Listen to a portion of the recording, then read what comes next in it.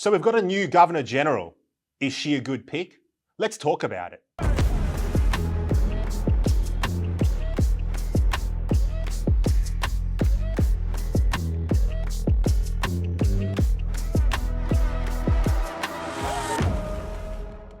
The appointment of former Labor staffer Sam Mostyn as our next Governor General is a classic example of one lefty appointing another lefty. Fresh from booking multiple taxpayer-funded jets to announce a $2 billion solar farm, Anthony Albanese now goes and appoints a former Climate Council chair and quota-chasing equality activist as our next Governor General. I'm very honoured to announce that His Majesty the King has approved my recommendation to appoint Ms Samantha Mostyn AO as Australia's next Governor-General.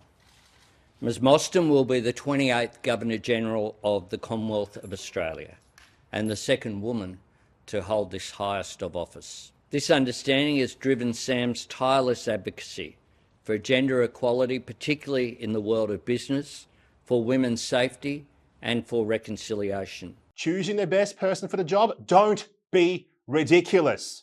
We have quotas to fill. Are you awake yet? The left's relentless march through our institutions continues unabated and unchecked. Leftism seems to be Sam Mostyn's main qualification. She's certainly not cut from the same cloth as our two past Governors General, military men who commanded armies by leading men and women into battle and who risk life and limb for their nation.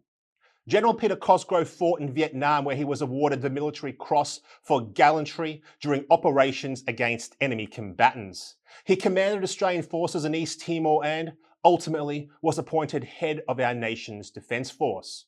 General David Hurley served 42 years in the Australian military. He was appointed a companion within the Order of Australia in 2010 for eminent service to the ADF and was awarded the Distinguished Service Cross for his leadership during operations in Somalia. By comparison, Mostyn's main achievement seems to have been upholding progressive orthodoxy on climate change, Indigenous affairs, LGBTQIA2S+, pride and diversity quotas. Mostyn is a progressive activist, completely, and I do mean completely, out of touch with the people she has been appointed to represent. We're no longer debating whether human-induced climate change is having an impact. We're now talking about the speed with which we respond to it. And the evidence is in the scientific, the cultural, the lived experience, whether it's extreme heat, bushfires, floods, extreme weather that sits in our systems that lead to more hurricanes and cyclones. She advocated to insert race into our constitution, a position rejected by 60% of the Australian population. She has tweeted that the date of Australia Day must be changed, a day she called Invasion Day. Her Twitter account has now been completely deleted. Are you surprised? Her views are so out of touch with mainstream Australia that she had to wipe them from the record. Sam Mostyn may well be a lovely person indeed, I think she is, but she's also an activist steeped in the very progressivism that is destroying our once great country. Primarily, she's pushed quite a radical feminist agenda in business, but she's also been at the forefront on climate activism, and she's led the charge for the ESG agenda, that push for business to focus less on the bottom line and more on the environment, social and governance goals set by the United Nations and others. You would have seen the rise of ESG, environmental, social and governance principles, driving the big flows of capital into companies, and the investors at superannuation funds investing in companies on boards I sit on. These are the questions they are asking ASX-listed companies. Where are your women? Are you solving for gender equality? Have you fixed your gender pay gaps? Why are there no women in the pipeline coming up? Is there a culture of harassment or danger? They're front questions rather than, can you show me the profit and loss? The Governor-General's role is no place for an ideologue. The King's representative in Australia should be a non-political appointment whom all Australians can look to with confidence.